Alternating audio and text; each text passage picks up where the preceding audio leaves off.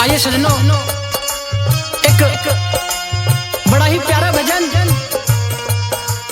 और भजन में एकदम सच्चाई पेश करते हुए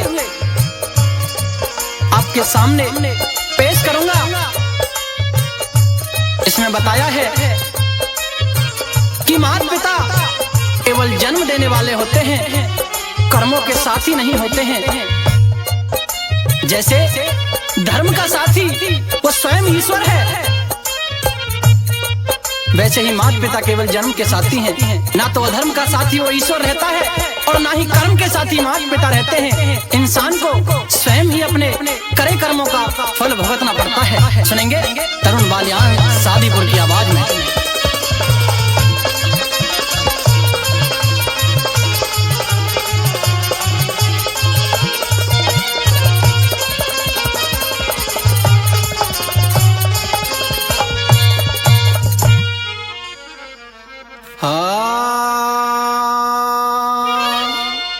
धर्म का साथी ईश्वर है, अधर्म का साथी कोई नहीं। जन्म के साथी माता पिता और कर्म का साथी कोई नहीं। जन्म के साथी माता पिता और कर्म का साथी कोई नहीं।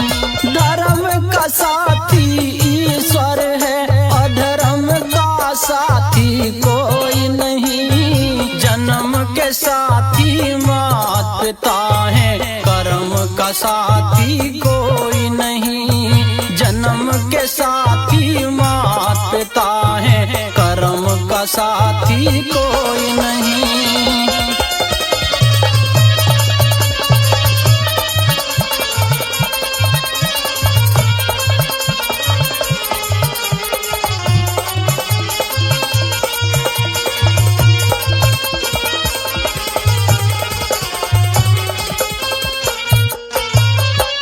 कांधे कांधे आई पत्नी, कांधे कांधे जाएगी। तन मन धन सब कुछ दे देगी, कांधा ना दे पाएगी।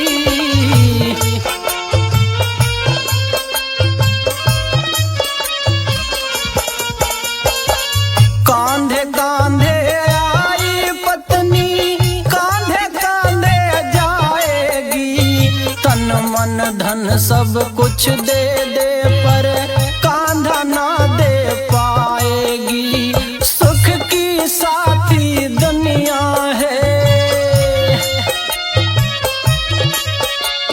सुख की साथी दुनिया है, पर दुख में साथी कोई नहीं। जन्म के साथी माता पिता है, कर्म का साथी कोई नहीं। जन्म के साथी माता पिता है, कर्म का साथी कोई नहीं।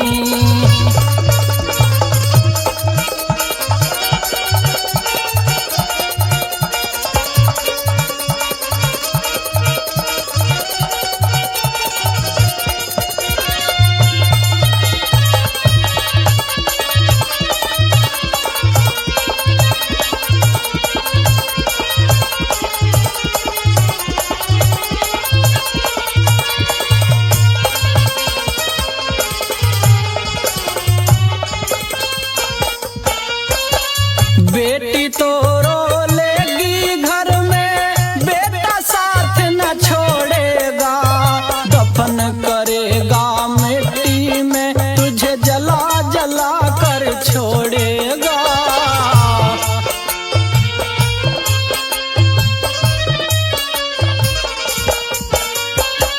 बेटी तो रो लेगी घर में, बेटा साथ न छोड़ेगा। दफन करेगा मिट्टी में, तुझे जला जला कर छोड़ेगा। दम के हम दम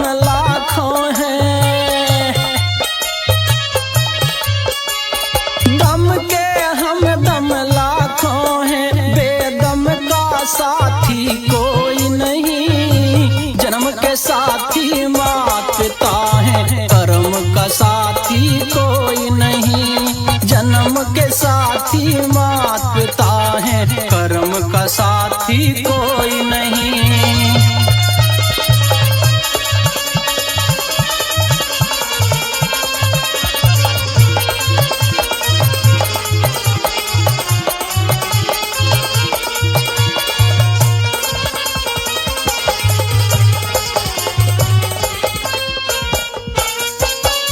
एक भाई भाई के खातर चार घड़ी ही रोएगा, अंतिम यात्रा में भाई को चार कदम ही ढोएगा।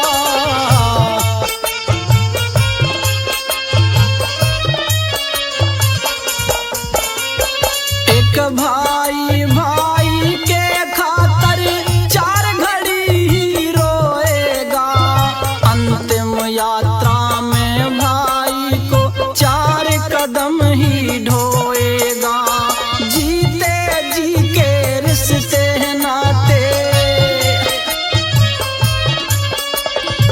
जीते जी के रिश्ते नाते, मरण का साथी कोई नहीं। जन्म के साथी मात पिता हैं, कर्म का साथी कोई नहीं। जन्म के साथी मात पिता हैं, कर्म का साथी कोई नहीं।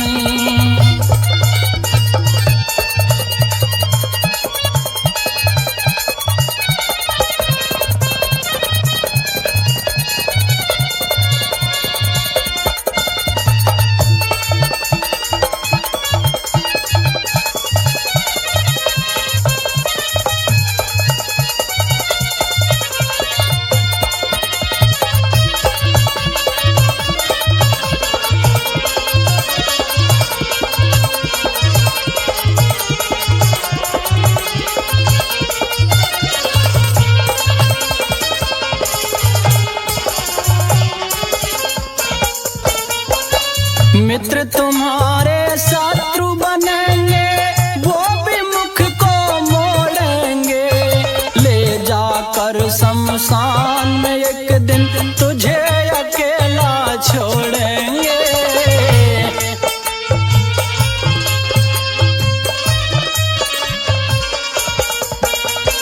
मित्र तुम्हारे शत्रु बनेंगे, वो भी मुखड़ा मोड़ेंगे।